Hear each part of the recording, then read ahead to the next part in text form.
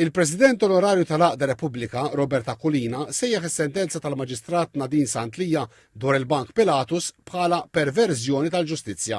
F'konferenza tal-aħbarijiet quddiem il-Kwartieri Ġenerali tal-Pulizija, Dr. Akulina qal li Repubblika ppreżentat xhieda fuq xhieda u għalhekk mhux minnu dak li qalet il-Maġistrat Santlija li dak li ġie ppreżentat kienu xnijat. Qal li l-Aqda Repubblika ser tappella mis-sentenza, argumenta li minnaħa Maġistrat Santlija qalet li Repubblika ma resqitx provi u minnaħa l-oħra ordnat lill pulizija biex tinvestiga l-evidenza li waslet għand l-Aqda. Dr. Akulina qal li jekk jibatu għalih il-pulizija u mhux se jgħid xejn għaliex huwa jipproteġi dejjem is-sorsi tiegħu.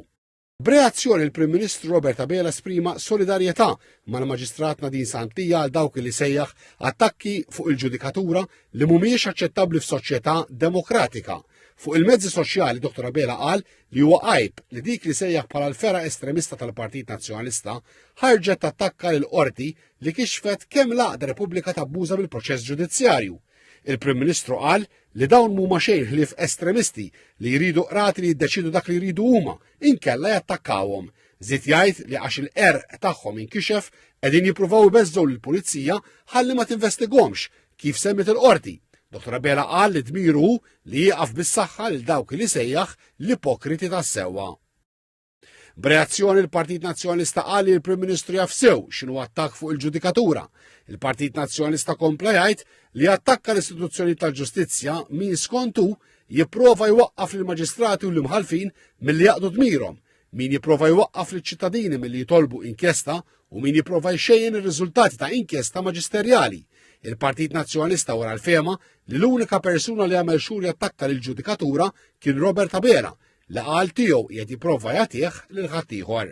U l-Partit Laburista qal li bi kliemu il-Partit Nazzjonalista konferma li qed jiddefendi fera estremista fih danu stess u lil min issa huwa taħt il-lenti ta' investigazzjoni fuq atti illegali li twettqu biex kif iddikjarat il-qorti jimminaw il-ġustizzja.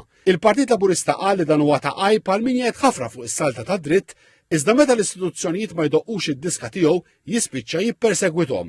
Il-Partit Laburista nnota li l-problema tal-Oppożizzjoni hija li nħakmet mill-istess sfera estremista li għax mingħajr idea tal-pajjiż moħħa biss kif tkisser in-nies sempliċiment għax ma taqbilx magħhom politikament.